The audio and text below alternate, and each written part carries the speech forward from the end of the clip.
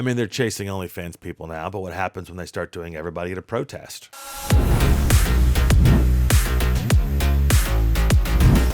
AI is detaining sex workers at the border, and you may be next. Isn't that facial recognition that's doing it?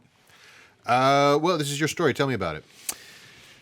So I have some friends in Canada who every time they try to travel to the U.S., they're just headhunters. It's not like they're anything, but they're headhunters. They literally are detained like 4, 6, 8, 10 every time they come in. For some reason, everybody can cross except these guys. I mean, no criminal record, nothing wrong. It's just, why do you keep wanting to do business in the United States? Because I make a lot of money as a headhunter.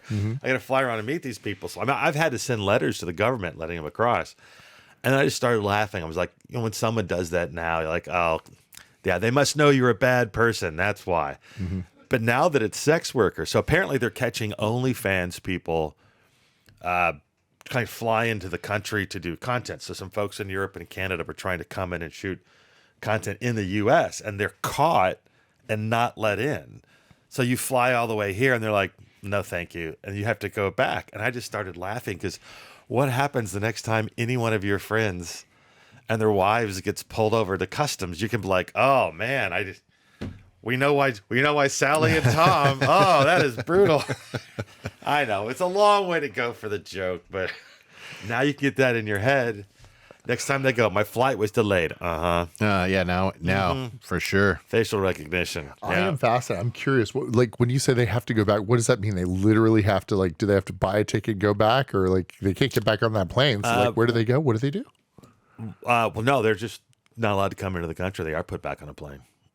Yeah, you just stay in the You either stop there at the border and can't, because Canada's got very strict things for those, and the U.S. is like they're just not letting you. Which is funny because I just went right through. I remember my wife's a felon went in. They never bothered her, but that might have been before the records. I'm hoping she visits Canada soon again. Because it's illegal to enter Canada as a felon. So, but yeah, it's definitely going to it's definitely gonna become problematic. This is basically, the story seems to be about like these little automated kiosks and access to. I mean, they're chasing OnlyFans people now, but what happens when they start doing everybody at a protest? Anybody that has a questionable Substack.